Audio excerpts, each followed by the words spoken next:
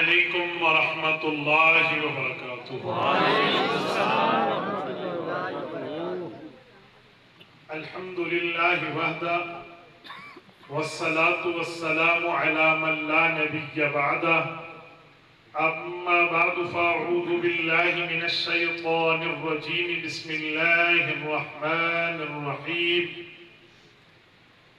انما يريد الله ليذهب عنكم الرجس اهل البيت ويطهركم تطهيرا، واذكرن ما يتلى في بيوتكن من آيات الله والحكمة ان الله كان لطيفا خبيرا۔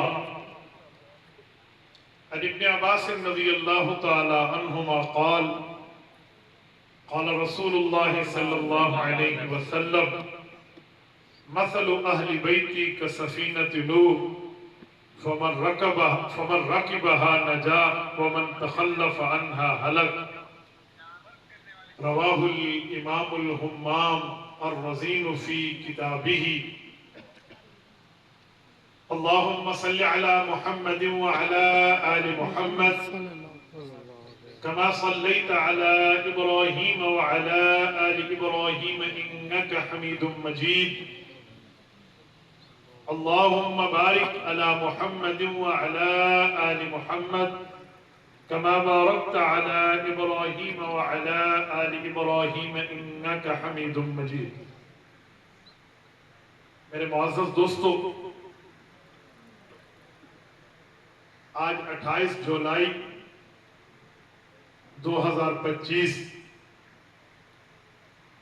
بمطابق 2 صفر المظفر سن 1447 ہجری میں مولانا شہباز صاحب کی دعوت پرخلوص پر شان اہل بیت کانفرنس سے معنون اس خوبصورت پروگرام میں آپ کی خدمت میں حاضر ہوں۔ ہماری اسٹیج پر جملہ علماء کرام، شیوخان حدیث، بزرگان طریقت موجود ہیں۔ جمعیت علماء اسلام تحصیل حویلیاں کی تقریباً پوری باڈی ہماری موجود ہے۔ حضرت مولانا محمد فدا صاحب، شیخ الحدیث حضرت مولانا عبد الوحید صاحب، حضرت مولانا حمید الرحمن صاحب، باقی سے میں اتنا زیادہ واقف نہیں، چہروں سے واقف ہوں۔ اللہ ان سب کو جزائے خیر۔ آمین آمین آمین۔ میرے دوستو،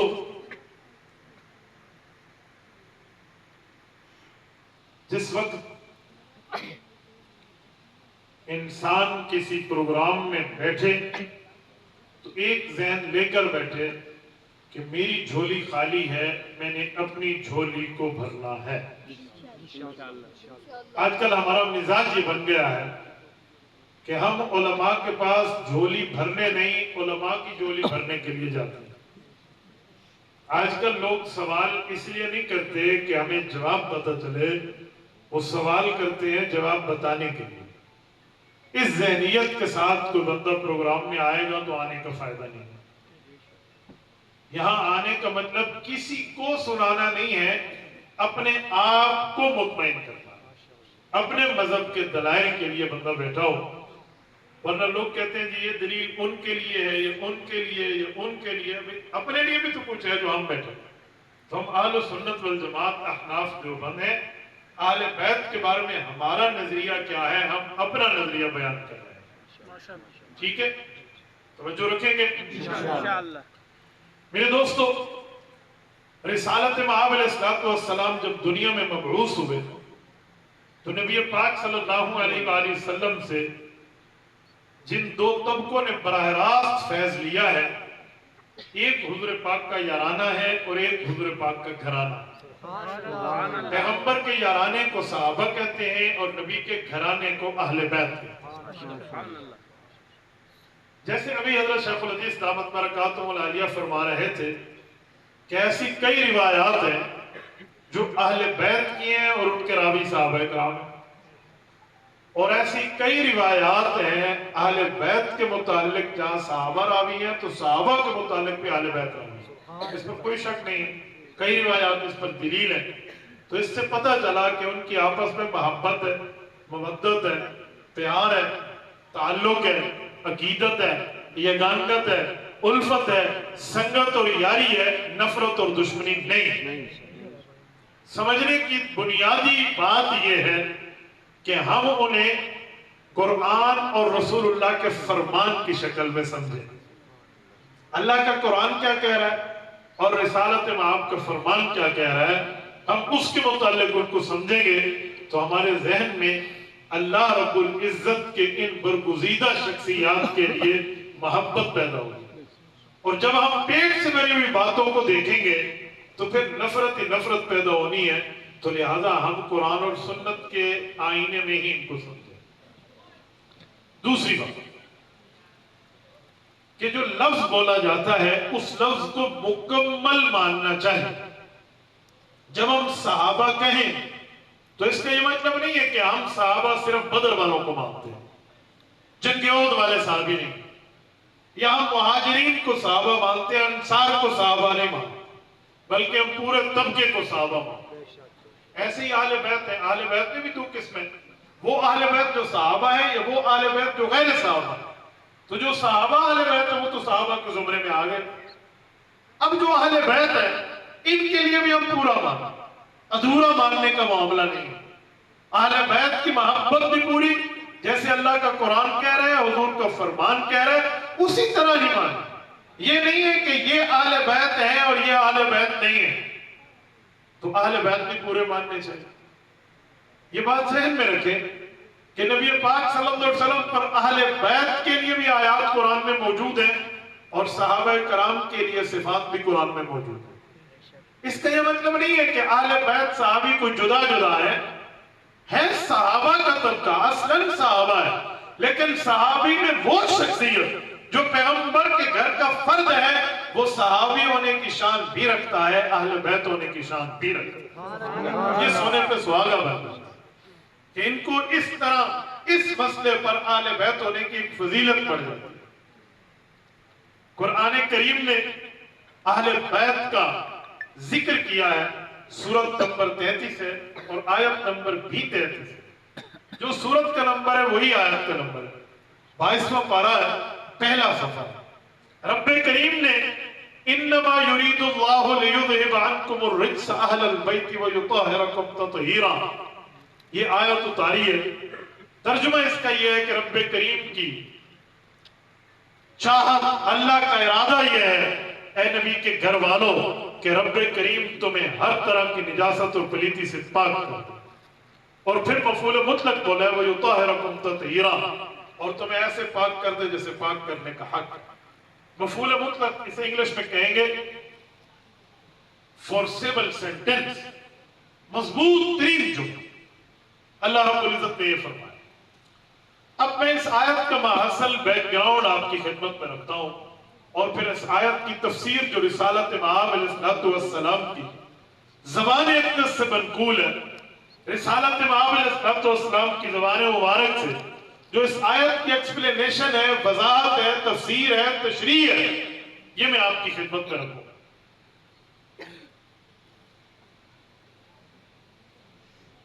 हजरत इमाम महमूद आलूसी रहमतुल्लाह मुफ्ती अहनाफ, मुफ्ती बगदाद है। 30 जिल्दों में कुरान करीम की तफसीर रूहुल मानी लिखी है। 22वीं जिल्द में जो उन्होंने लिखा है मैं वो खुलासा आपकी खिदमत में रखने लगा। फरमाते हैं नबी अलैहिस्सलाम हजरत उम्मे सलमा रज़ी अल्लाहु अन्हा के घर में और हुज़ूर पाक सल्लल्लाहु अलैहि वसल्लम पर कुरान करीम की आयत अहले बैत, आयत तत्हीर नाज़िल हुई है, जिसमें अल्लाह के रसूल की अहले बैत को मकाम और मर्तबे से नवाजा गया है। रिसालत मआब अलैहिस्सलाम ने इसके बाद जो उस वक्त रसूलुल्लाह की साहबजादी चौथी और चहीती हजरत अम्मा फातिमा ज़हरा रज़ियल्लाहु अन्हा इस धरती पर जिंदा सलामत मौजूद थी कि बाकी तो दुनिया से जा चुकी थी, उन्हें बुलाया, उनके साहबजादों को बुलाया, उनके शौहर नामदार हजरत अली रज़ियल्लाहु अन्हु को बुलाया और इन पर अपनी चादर को साया करके अहले बैत की दुआ। अब यहां दो नजरिए सामने आ जाते हैं। जो कहे मैं अल्लाह के कुरान को मानता हूं اور حضور کے فرمان کو نہیں مانتے. اور ایک طبقہ وہ آ جاتا ہے جو کہتے ہیں ہم فرمان کو مانتے ہیں، اللہ کے قرآن کو نہیں مانتے. ہمارا عقیدہ اور نظریہ یہ ہے جیسے چہرے پر دو آنکھیں موجود ہیں، ایسے ہمارے لیے قرآن اور سنت ایمان میں جز لا ینفک ہے. ہم قرآن بھی مانتے ہیں، حضور کا فرمان بھی مانتے ہیں. قرآن کریم نے جو لفظ بولا ہے اہل بیت، اس کی پہلی مراد نبی پاک کی بیویاں ہیں، لیکن اسی میں انکم کے اشارے سے ساتھ کچھ رجال بھی موجود ہیں جو نبی پاک صلی اللہ علیہ وسلم کے خاندان کے افراد ہیں، اور اس کی مزید تشریح حضور پاک نے اپنی حدیث میں کر دی. تو میں یہ دونوں باتیں آپ کی خدمت میں رکھنے لگا ہوں. یہ میں نے صرف تمہید آپ کے سامنے ذکر کیا ہے تاکہ میں اگلی گفتگو سمجھا پاؤں. یاد رکھیں، انسان کی ایک حیثیت ہوتی ہے کوارا ہونے کی، ایک حیثیت ہوتی ہے شادی شدہ ہونے کی، انمیرڈ میرڈ. جب بندہ کوارا ہے اور وہ بولے میرے ساتھ میرے گھر والے ہیں تو اس کا مطلب اور ہے. اور جب وہ شادی شدہ ہے اور وہ کہے میرے ساتھ میرے گھر والے ہیں تو اب نوعیت اور ہے.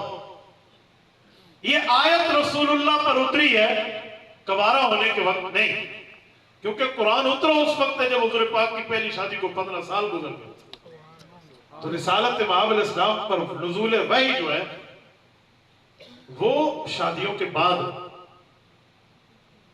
تو نبی پاک علیہ السلام کی اس وقت حیثیت شادی شدہ ایک فرد کی. نبی پاک صلی اللہ علیہ وسلم شادی شدہ ہے. یہ آیت کب اتری ہے، کس سن میں اتری ہے؟ کہتے ہیں سن 9 ہجری ہے. کیا مطلب؟ رسالت مآب کی 61.5 سال کے لگ بھگ عمر ہے. پونے 2 سال نبی پاک کے دنیا سے جانے کو بچے ہیں جب یہ آیت اتری. یہ میں ٹائمنگ کیوں بتا رہا ہوں؟ اس بنیاد پر تاکہ آپ یہ سوال نہ کر سکیں کہ اس آیت کے نزول کے بعد صرف ایک بیٹی چادر کے نیچے کیوں آئی. اس پر ظالم لوگ کہتے ہیں کہ اور اگر پیغمبر کی بیٹیاں ہوتی تو انہیں بلایا جاتا، انہیں بھی یہاں شامل کیا جاتا، حالانکہ اور تمام بیٹیوں کا انتقال ہو چکا ہے. اسی لیے سیدہ کائنات حضرت اماں فاطمہ رضی اللہ عنہ کو بلایا گیا.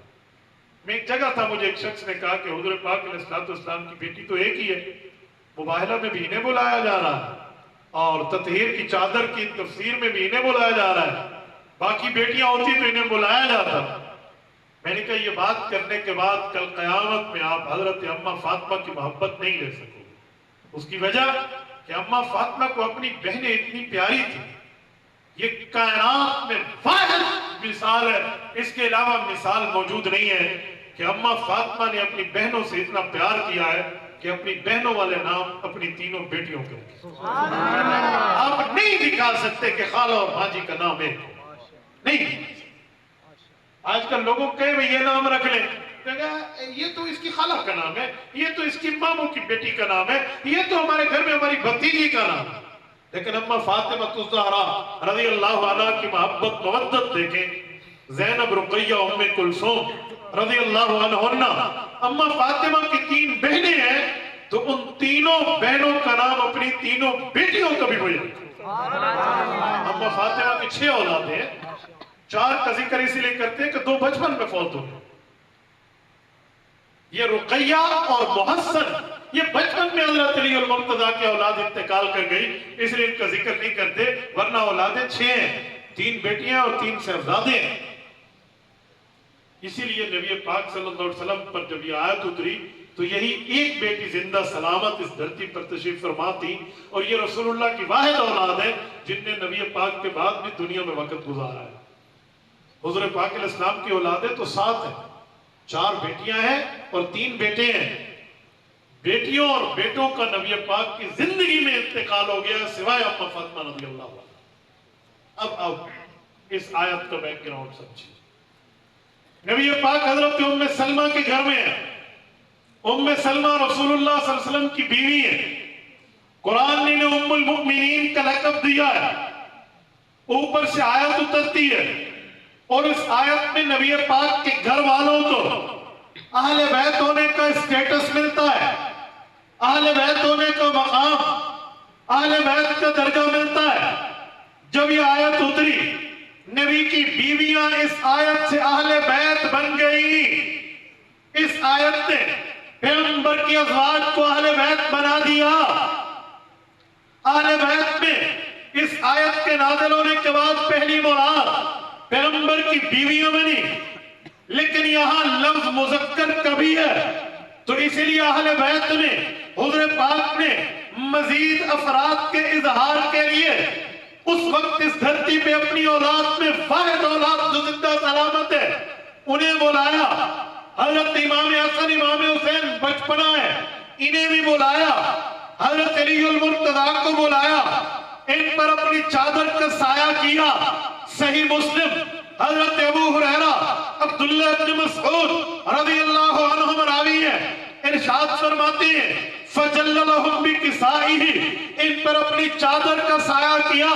फक़ाल अल्लाहुम्मा हाउलाई अहलु बैती फतुताहिरुहुम ततहीरा, मौला ये भी मेरे अहले बैत, इन पर भी अपनी रहमत का साया, पाकीज़गी का साया, इन पर तहारत का साया कर दे। तो पता चला पाक पैगंबर अलैहिस्सलातु वस्सलाम ने इस आयत का एक मिस्दाक तो उन्हें बताया जो हुजूर के घर में है, दूसरा मिस्दाक घर में मौजूद नहीं थे, तो उन्हें भी उस जगह बुलाया ताकि इन्हें भी अहले बैत का मकाम इसी आयत के माहसल में मिल जाए। हुजूर पाक ने इन्हें भी मकाम के लिए दुआ कर दी। इस हदीस पर अगर सवाल उठे कि नबी की बीवी का मामला कहां है, आयत उतरी, हुजूर पाक ने इन्हें बुलाया, चार अफराद को, बाकियों की बात तो नहीं है। हमने कहा हदीस यहाँ पे खत्म नहीं है, इस मजमून की और भी हदीस किताबों में मौजूद है। हवेलिया के गयूरों, उसूल हदीस ये है कि जिस वक्त हदीस पाक सामने आए तो फिर फैसला करने में मुश्किल हो, तो उस हदीस पाक के तमाम तुर्क इकट्ठे किए जाते हैं, तमाम रिवायात इकट्ठी की जाती है, तमाम बातों को इकट्ठा करके फैसला किया जाता है। अब कोई यहाँ कहे मुफ्ती अब्दुल वाहिद कुरैशी की गोद में रुमाल मौजूद था, अगला बंदा कहे सर से नंगा था, वो कहने नहीं मैंने सिर्फ रुमाल की बात की है, इससे सर का ताल्लुक नहीं है, मेरे सर पे पगड़ी है, ये दूसरा बंदा बताएगा, मैंने हाथ में माइक लिया है, ये तीसरा बंदा बताएगा। इसी तरह हदीस पाक को समझो।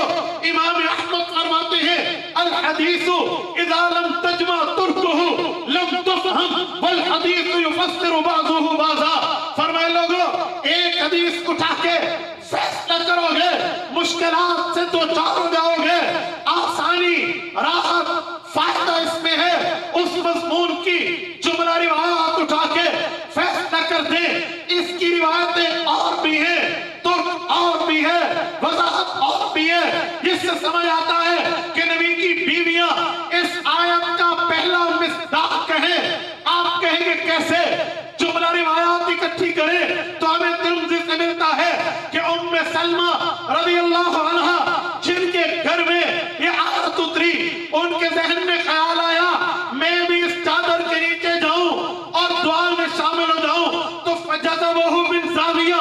इमाम आलूसी ने इसी मकाम पे इसका हवाला लिखा है कि हज़रत उम्मे सलमा ने हुज़ूर पाक की चादर के कोने को लिया, फजज़बहु इसे खींचा, लिअन्नी अदखुला मअहुम कि मैं भी इस दुआ में शामिल हो जाऊं। अहले बैत वाली हुज़ूर पाक ने तो जुमले इरशाद फरमाए, पाक पैगंबर ने फरमाया उम्मे सलमा मकानक, उम्मे सलमा अंती अला खैर। फरमाया उम्मे सलमा तू तो अपनी जगह बेहतर तरीके पे अहले बैत बन चुकी है। एक हदीस की बात तो न की जाए। मेरे भाई मेरी गुफ्तगू को सबक समझिए। नारी की मैं कदर करता हूं लेकिन गुफ्तगू के दलाइल पे निकल जाता है। एक हदीस को उठाकर अज़वाज मुतहरात का इनकार करना यह दयानत के खून करने के मुतरादिफ है, जो अहले बैत में पहला मिस्दाक है। शादीशुदा बंदा क्या मेरे साथ घर वाले हैं तो मुराद बीवी नहीं है, तो कैसे कोई और हो सकती है? पहली मुराद बीवी। आप बेटी भी साथ कर ले, आप उसके साथ उनकी वालदा भी कर ले, उनकी बहन भी कर ले, नो इशू, लेकिन पहली मुराद बीवी। تو اہل بیت کی آیت نے پہلی مراد کا اول حصہ حضور پاک کی ازواج کو، اور پاک پیغمبر نے اس کے مزید اظہار کے لیے اپنے خاندان کے افراد میں اپنے نواسوں کو بھی، داماد کو بھی، اور اپنی اس وقت موجود صاحبزادی کو بھی بلا کر پوری آیت کی تفسیر حدیث پاک کی شکل میں رکھ دی۔ تو ہم قرآن بھی مانتے ہیں، حضور کا فرمان بھی مانتے ہیں۔ اس کا یہ مطلب نہیں ہے کہ جب اہل بیت کی آیت اتری تو ہم آنکھیں بند کر کے نبی کی بیوی کا انکار کر دیں، نہیں۔ اہل بیت میں یاد رکھیں حضرت خدیجۃ الکبریٰ پاک پیغمبر کی بیوی اہل بیت ہے، حضرت ام سلمہ پاک پیغمبر کی بیوی اہل بیت ہے، حضرت سودا پاک پیغمبر کی بیوی اہل بیت ہے، حضرت حفصہ پاک پیغمبر کی بیوی اہل بیت ہے، حضرت عائشہ پاک پیغمبر کی بیوی اہل بیت ہے، حضرت میمونہ پاک پیغمبر کی بیوی اہل بیت ہے، حضرت صفیہ پاک پیغمبر کی بیوی اہل بیت ہے، حضرت زینب بنت جہش پاک پیغمبر کی بیوی اہل بیت ہے، حضرت زینب بنت خزیمہ پاک پیغمبر کی بیوی اہل بیت ہے، حضرت جویریہ پاک پیغمبر کی بیوی اہل بیت ہے، حضرت ام حبیبہ پاک پیغمبر کی بستر کی عزت ناموس حضور پاک کی بیوی، یہ اہل بیت ہے۔ اور پھر اس کے بعد رسول اللہ نے حضرت فاطمہ کو شامل فرمایا، حضرت حسن کو شامل فرمایا، حضرت حسین کو شامل فرمایا، حضرت علی کو شامل فرمایا۔ یہ پیغمبر کی اہل بیت ہے جنہیں براہ راست رتبہ اہل بیت، مرتبہ اہل بیت، درجہ اہل بیت، حیثیت اہل بیت اور اسی طرح مرتبہ اہل بیت سے سرفراز کیا گیا ہے۔ ہم اکیلی بات نہیں کرتے، ہم پوری بات کرتے ہیں، کیونکہ ہمارا اعلان ہے آج دین پہ چلنے میں کامیابی نہیں ہے، پورے دین پہ چلنے میں کامیابی ہے۔ کسی کی عزت کریں، آدھی عزت کریں، آدھی بے عزتی کریں تو یہ عزت عزت نہیں ہے، یہ احترام احترام نہیں ہے، یہ اکرام اکرام نہیں ہے، یہ مقام اور مرتبہ پورا نہیں ہے جب تک اس کی حیثیت کو پورا نہ مانا جائے، جب تک پوری عزت نہ کی جائے۔ تو ہم بھی پورے اہل بیت کے قائل ہیں، نبی کے گھرانے کے افراد بھی نبی کی ازواج۔ ایک مرتبہ میں ایک حکومتی میٹنگ میں موجود تھا، اہل سنت والجماعت کے حضرات بھی ہیں اور ہمارے باقی حضرات بھی ہیں۔ تو وہاں جب بات ہوئی تو وہاں کیا کہ اہل بیت کی سنی عزت نہیں کرتے، ان کے ہاں اہل بیت کا مقام نہیں۔ تو میں نے ہمارے حاجی صاحب باقی سارے حضرات صوبائی لیول پہ گفتگو تھی، تو میں نے وہاں کہا کہ میں یہاں لکھ کے دینے کے لیے تیار ہوں کہ اہل بیت کا منکر بے ایمان مجھ سے لکھوا لیں، لیکن میرے بھائی سے ذرا لکھوا لیں کہ اہل بیت کہتے کسے ہیں۔ میرے بھائی سے لکھوا، اہل بیت کا معنی کیا ہے؟ اہل تاریخ، اس کا معنی تاریخ والے، اہل علم معنی علم والے، اہل نظر معنی غور و فکر والے، اہل علاقہ بستی والے۔ تو بھائی اہل بیت گھر والے، شادی شدہ بندہ جب کہے گھر والے، بیوی مراد نہیں ہوتی؟ کہتے جی ہوتی ہے۔ میں نے کہا لکھوا دے مجھے، میں تو بانٹنے کے لیے تیار ہوں۔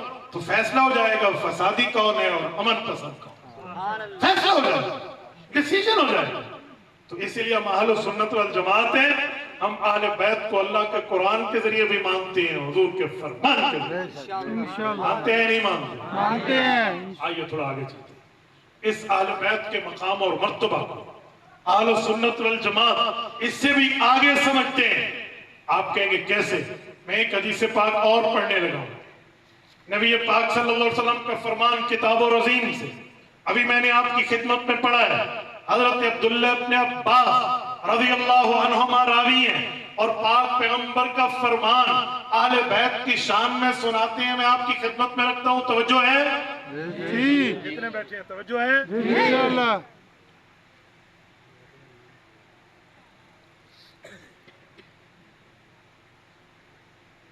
فرمایا مثل اہل بیتی کا سفینۃ نوح، فرمایا لوگوں تم نے میری اہل بیت کی مثال سمجھنی ہو تو تھوڑا تاریخ میں پیچھے جاؤ۔ یا رسول اللہ کتنا پیچھے جائیں؟ آپ سے پہلے میں مبعوث حضرت عیسیٰ، وہاں تک جائیں؟ اس سے بھی آگے حضرت موسیٰ علیہ السلام، اس سے بھی آگے کہاں تک حضرت موسیٰ علیہ السلام سے پہلے حضرت یوسف، حضرت اسماعیل، حضرت ابراہیم، فرمائے اس سے بھی پہلے کب تک؟ فرمایا مثل اہل بیتی کا سفینۃ نوح، وہ نوح علیہ السلام کے زمانے میں جاؤ۔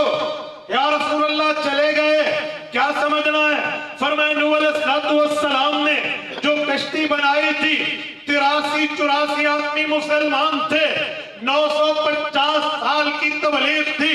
قرآن کریم کہتا ہے وقت کے نبی کے دل میں کتنا غیظ اور غضب ہوگا کہ انہیں 9 صدیاں سمجھائیں، یہ کم بخت ایمان نہیں لائے۔ تو فرمایا وَقَالَ نُوحُ رَبِّ لَا تَذَرْ عَلَى الْأَرْضِ مِنَ الْكَافِرِينَ دَيَّارًا۔ مولا یہ کافر، یہ بے ایمان، یہ دشمن، یہ خدائی رسول کے مخالف، ان کا ایک گھر بھی اس دھرتی پہ زندہ سلامت مت چھوڑ۔ اِنَّكَ إِن تَذَرْهُمْ يُضِلُّوا عِبَادَكَ وَلَا يَلِدُوا إِلَّا فَاجِرًا كَفَّارًا۔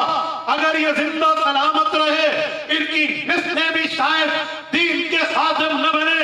حضرت نوح نے دعا کی، عذاب آیا، قرآن کہتا ہے وَفَارَتْ النُّورُ، تو نور پھوٹ پڑا، پھر سیلاب، پھر پانی، عذاب کی کیفیات آتی آتی اس حد تک پہنچی کہ نہ ماننے والوں میں کنعان بن نوح بھی ہے، جو حضرت نوح اپنے والد کی بات نہیں مانتا۔ فرمایا اِنَّهُ لَيْسَ مِنْ أَهْلِكَ، کوئی آپ کا ماننے والا نہیں ہے۔ اس بندے کو بھی عذاب اچک لے جا۔ فَحَالَ بَيْنَهُمُ الْمَوْجُ فَكَانَ مِنَ الْمُغْرَقِينَ، وہ بھی مر گیا اور عذاب اسے بھی لے گیا۔ پھر کیا تھی؟ حضور نے فرمایا کشتی تھی، ایک ہی کشتی، جو بندہ اس کشتی میں بیٹھا تھا اس نے اپنی کامیابی کا سرٹیفکیٹ لے لیا تھا۔ جو اس کشتی سے ہٹ گیا تھا وہ نوح علیہ السلام کا سگا بیٹا کیوں نہ ہو، لیکن اس کو بھی وہاں غرقیابی سے بچنا نہیں پڑا۔ حام، سام، یافس، 3 بیٹے حضرت نوح کے تھے، بچ گئے کیونکہ یہ ماننے والے تھے۔ کنعان نہیں بچا، بیٹا تھا کیونکہ یہ منکر تھا۔ فرمایا بچا کون؟ کہ وہی جو اسی کشتی میں بیٹھے کب تک رہے؟ فرمایا سارے ڈوب گئے۔ قرآن کہتا ہے فَاسْتَوَتْ عَلَى الْجُودِهِ، جودی پہاڑ آیا، سارے غرق ہو چکے تھے، مر چکے تھے، دنیا اپنی تخلیق نو گویا لے چکی تھی۔ پھر کشتی کو رب نے حکم کیا رک جا، وہ رک گئی، یہی اترے، یہی زندہ رہے، ان کی نسل آج دنیا میں آپ اور ہماری شکل میں موجود ہے۔ پتہ چلا جو بندہ اس کشتی میں تھا کامیاب، جو اس سے ہٹا ناکام۔ حضور نے فرمایا مثل اہل بیتی کسفینۃ نوح فمن رکبها نجا ومن تخلف عنها ہلک۔ فرمائے لوگوں میری اہل بیت کی مثال بھی اسی کشتی نوح کی طرح ہے۔ کیا مطلب؟ زبان نبی، ارشاد نبی، فرمان نبی، اعلان نبی، حکم نبی، منشا نبی۔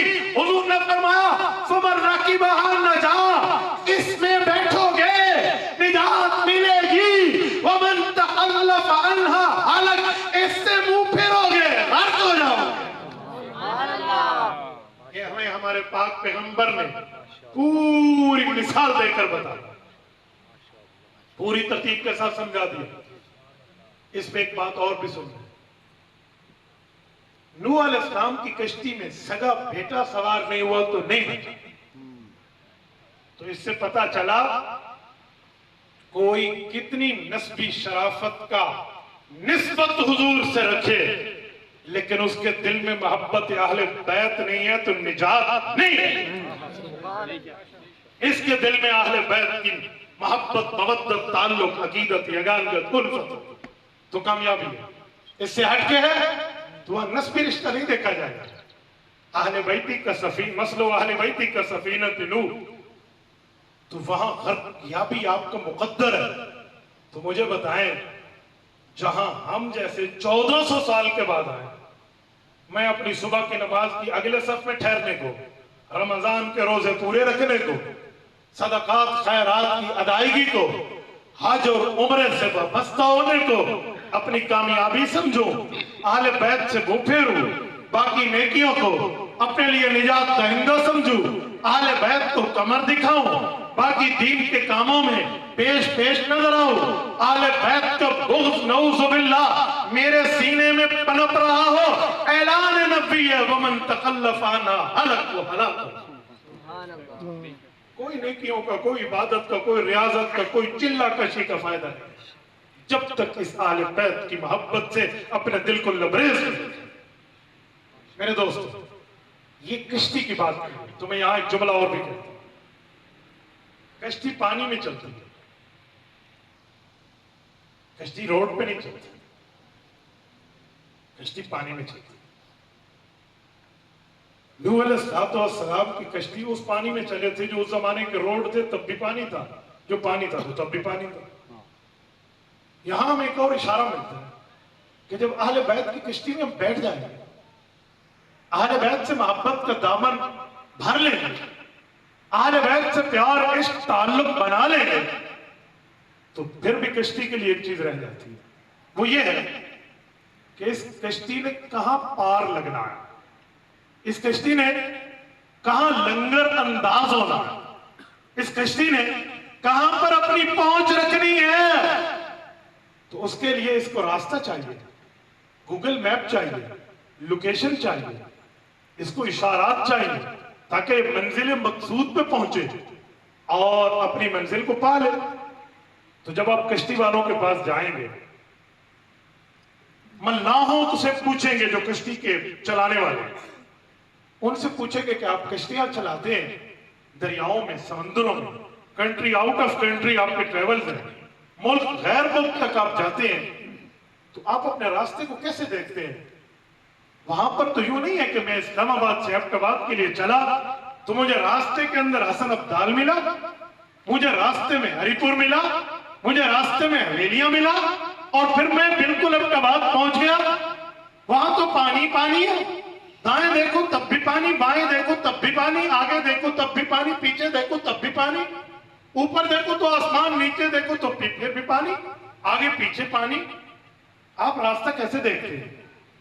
آپ کو کیسے پتا کہ یہ کونا ہم جائیں گے، یہاں سے دائیں پھر آگے دائیں پھر دائیں پھر بائیں ہوں گے تو ہم فلاں ملک پہنچ جائیں گے؟ کیسے پتا آپ کو؟ تو وہ ہمیں ایک بات بتاتے ہیں کہ جی کشتی چلتی ہے ستاروں کی روشنائی کو دیکھ کر۔ آج بھی ملاحوں کے پاس چلے جاؤ، کہتے ہیں ہم ملکوں کا سفر کرتے ہیں، ہمیں ہمارے بڑوں نے، استادوں نے، مربیین نے، تربیت کرنے والوں نے سکھایا، سمجھایا، سنایا، دکھایا ہے کہ جی یہ ستارہ دائیں رکھو گے گرمیوں کے موسم میں، یہ بائیں رکھو گے تو یوں چل رہے، سردیوں کے موسم میں جاڑا ہے تو پھر آپ نے اس جگہ سے اس جگہ تک موسم خراب ہے تو آگے جا کر یوں فلاں ایک دلائل دیے ہوئے۔ کہتے ہیں جی ٹھیک ہے۔ اچھا، کہ دل میں تو پھر بھی کوئی اٹکل پچھو چل جائے گا، کوئی علامات، کوئی تکا بکا چل جائے گا کشتی والے کا، رات میں تو یقیناً ستاروں کا ہی معاملہ ہوگا، اور پھر سفر کئی ملکوں کے، کئی دنوں کے۔ ہمارے بزرگ بیٹھے ہیں جنہوں نے یہ کراچی سے جدہ تک ایک ہفتے کا سفر کیا ہے حج کے لیے، ایک ہفتہ پانی میں ہے۔ کوئی بندہ فوت ہو جاتا تو اس کا جنازہ وہی پڑھ کے پانی کے حوالے۔ ایسے موقع میں راتوں کو رہنمائی کشتی کی ستارہ کرتا ہے۔ میں نے آپ کو کہا تھا کہ جب حدیث پاک سمجھ نہ آ رہی ہو، اس مضمون کی باقی روایات کو دیکھ لیتے ہیں۔ آئے اس کشتی کی معاملات کے لیے بھی کچھ روایات اور دیکھ لیتے ہیں۔ سوامی حضرت عبداللہ بن عمر رضی اللہ عنہما کے واسطے سے مشکات شریف میں روایت ملتی ہے، میرے پاک نبی نے فرمایا اصحابی کالنجوم فبأیہم اقتدیتم اہتدیتم۔ میرے پاک نبی نے بتایا کہ لوگوں میرے صحابہ ستاروں کی مانند ہیں، ان میں سے جس کی بھی پیروی کرو گے ہدایت پاؤ گے۔ تو ذرا اس ستارے کو اس کشتی والی حدیث سے ملا کر آپ نتیجہ آسانی سے نکال لیں کہ میرے پاک پیغمبر نے ایک جملے میں پورے سمندر کو کوزے کے اندر بند کر دیا۔ کیا مطلب ہے؟ مطلب معاملہ کیا ہے؟ میرے دوستو، پتہ یہ چلا کہ آل بیت کشتی نوح کی مانند، اس سے محبت رکھنے والا اس کشتی میں بیٹھنے والے کی مانند، اور کشتی پار لگے گی تب جب وہ ستاروں کی رہنمائی لے گی تو فیصلہ ہو گیا آل بیت سے محبت رکھو، صحابہ سے رہنمائی لو، تمہاری کشتی پار لگ جائے گی۔ جس کے دل میں محبت صحابہ نہیں ہے، جس کے دل میں تعلق اہل بیت نہیں ہے، یہ بندہ پار لگنے کی بات کیسے کرے گا؟ حضرت شیخ صاحب دامت برکاتہم یہی تو فرما رہے تھے کہ شان صحابہ کی ہے سناتے اہل بیت ہے، شان اہل بیت کی ہے سناتے پاک پیغمبر کے صحابہ ہیں، کیونکہ کبھی کشتی ستارے سے جدا نہیں ہوتی، اس نے پار لگنا ہے تو ستاروں کے معاملات کو دیکھ کے لگنا ہے۔ اور میں جملہ سنانے لگا، یہ کوئی میں نے اتفاقی طور پہ بات نہیں کی جی میرے دماغ میں آیا تو میں نے کر دی، نہیں، ہمارے پاک پیغمبر کی صفت ہے۔ میرے پاک نبی نے اپنے خصوصیات میں پہلی خصوصیت یہ بیان کی ہے کہ اوتیت جوامع الکلم، اللہ نے مجھے جوامع الکلم دیا ہے۔ حویلیہ کے غیور علماء کرام تشریف فرمائے، آپ کو یہ بتائیں گے سمجھائیں گے کہ ایک ہوتا ہے کلمہ، ایک ہوتا ہے کلمہ جامعہ، فرق ہے۔ کلمہ کہتے ہیں بات ایک کرو مطلب ایک ہے، کلمہ جامعہ کہتے ہیں بات ایک کرو مطلب کئی ہے۔ تو میرے پاک نبی سے پہلے انبیاء کلمات رکھتے ہیں، قرآن پاک میں نہیں ہے فَتَلَقَّى آدَمُ مِن رَبِّهِ کلمات، تو کلمات رکھتے ہیں، اور حضور کلمات جامعہ رکھتے ہیں۔ اوتیت جوامع الکلم، ایک جملہ کئی مطلب حل ہو۔ میں اس پر مثال دینے لگا ہوں، آپ سو تو نہیں گئے؟ جو سویا ہوا ہے ذرا ہاتھ کھڑا کر توجہ میرے دوستوں، میں اس پر مثال دینے لگا ہوں۔ اوتیت جوامع الکلم، میرے پاک نبی بات ایک کرتے ہیں مسئلے کئی حال ہو جاتے ہیں۔ صحیح بخاری کتاب الادب اٹھائیے، حضرت انس بن مالک رضی اللہ عنہ پاک پیغمبر کے صحابی ہیں، ارشاد فرماتے ہیں میرے چھوٹے بھائی نے بلبل پال کے رکھی تھی، بلبل سے بڑی پیار کرتا تھا میرا بھائی، حضور پاک کو بھی پتا تھا انس کا بھائی ہے، بلبل پالی ہوئی ہے، بڑے گھر میں بڑے ناز و نخرے سے بلبل کو پال رکھا ہے۔ اتفاق حضور کو بتایا گیا، وہ بلبل بیچاری فوت ہو گئی، اور حضرت انس کا چھوٹا بھائی غمگین، حضرت انس کا چھوٹا بھائی، حضرت انس کا چھوٹا بھائی پریشان ہو گیا، تو بلبل پالی ہوئی ہے اور بلبل فوت ہو گئی۔ حضور پاک نے فرمایا چلو انس کے دروازے پہ اس کے چھوٹے بھائی کے پاس جا کر گویا بلبل کی تعزیت کرتے ہیں۔ حضور پاک گئے، حضرت انس کے بھائی سے ملے، انہیں فرمایا یا ابا عمیر ما فعل النغیر، ابو عمیر تیری بلبل کو کیا ہوا؟ دو لفظ ہیں، کئی مسئلے اس سے حل ہوئے۔ حضرت امام مولانا حافظ ابن حجر اسقلانی رحمہ اللہ نے فتح الباری میں، شیخ الحدیث مولانا زکریا کاندلوی نے الکنز المتوائی میں لکھا ہے اخذ منہ 60 او قال 100 مسئلہ، فرمایا حدیث ہے کہ 100 مسئلے اس ایک حدیث سے نکلتے ہیں۔ کہا کیسے؟ فرمایا سب سے پہلے اللہ کے رسول جانور کی تعزیت میں آئے ہیں، پتہ چلا صرف انسان کی تعزیت نہیں ہے، ہر اس چیز کی تعزیت ہے جس سے اس کے مالک کا دل دکھ جائے۔ کھو جانے پر آج کے دور میں کسی کی بھینس مر جائے، 10 لاکھ چلا گیا تو تعزیت تو بنتی ہے۔ حضور نے بتایا بلبل کے مرنے پہ میں تعزیت کے لیے گیا، پتہ چلا مالک کی دل جوئی کے لیے اس کے نقصان پہ جانا جائز ہے۔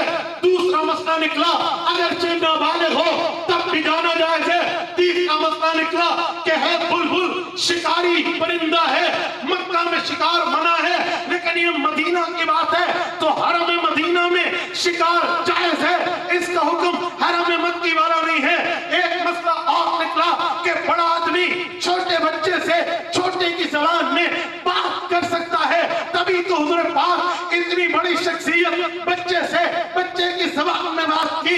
اور پھر فرمایا اس سے ایک مسئلہ یہ بھی نکلا کہ ابھی وہ بچہ نابالغ ہے، اس کی کنیت ابو کے ساتھ نہیں رکھی جا سکتی تھی، لیکن حضور نے نابالغ غیر شادی شدہ کی کنیت ابو کے ساتھ رکھی، ابو عمیر کہا، پتہ چلا چھوٹے بچے کی بھی کنیت رکھی جا سکتی ہے۔ اس سے پتہ ایک اور مسئلے کا نکلا کہ والد اگر اولاد کو کھیلنے کی چیزیں لے کے دے جو جائز ہے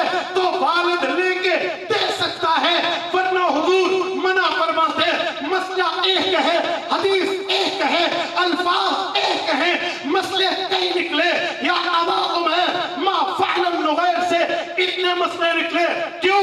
हुजूर कलमे का लफ्ज नहीं, कलमा जामिया रखते हैं। कलमे का मतलब लफ्ज एक हो मतलब एक हो, कलमा जामिया का मतलब लफ्ज एक हो मतलब कई हो।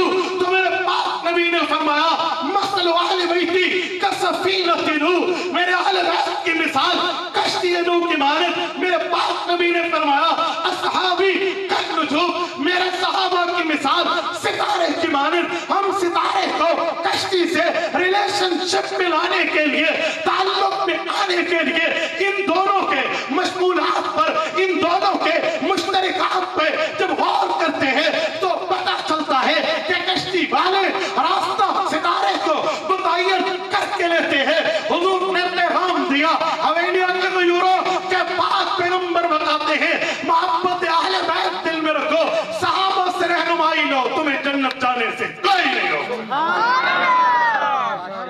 मसलु अहले बैती का सफीनतु नूह फमन रकिबहा नजा वमन तखल्लफ अन्हा हलक। अस्हाबी कन्नुजूम फबिअय्यिहिम इक्तदय्तुम इहतदय्तुम। फैसला हो गया कि अहले बैत का मामला क्या है और किस तरह इनकी मोहब्बत अपने सीने में रखेगी। और मुझे एक बात बताएं, बिल फर्ज वल महार, एक झूठ को मैं फर्जियत के तौर पे मानने के लिए कहने लगा हूं। कोई आपको कहे मौलवी की दलील पुरानी हो गई है, आजकल गूगल मैप आ गया, हम इस तरह रहनुमाई लेंगे, हम इस तारे की जरूरत नहीं है।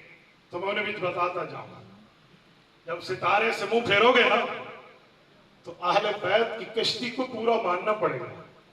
तो अहले बैत अधूरा माना हुआ है, तो जिसकी कश्ती भी अद्धी हो गए उसने उत्थे गर्क हो जाना। जो कश्ती भी आधी लेके बैठे, जब तूने अज़वाज मुतहरात का इनकार कर दिया तो तेरी कश्ती अहले बैत भी पूरी नहीं है, तो तेरी मोहब्बत पूरी कैसे, तेरा गूगल मैप कैसे, तेरे मसारात कैसे? ऐसे नहीं है, ऐसे को कच्ची गोलियां शरीयत ने नहीं खेली। नऊजुबिल्लाहि मिन ज़ालिक कि आप कह दीजिए ऐसी बात है और वैसी बात है, इस तरह नहीं हो सकता। बात वो है जो दलील के साथ हो, बात वो है जो सबूत के साथ हो, बात वो है जो प्रूफ और एविडेंस के साथ हो। वरना तो कई ऐसे दुनिया में आए हैं जिन्होंने इतना भी कह दिया कि रात के 12 बजे हजरत हुसैन का घोड़ा धूप पे बंधा हुआ था। रात में 12 बजे धूपते होते आ गया ना। तो ऐसी बात नहीं है, दलील के साथ बात करेंगे, सबूत के साथ बात करेंगे, एविडेंस और उसूल के साथ बात करेंगे तो बात बन जाएगी।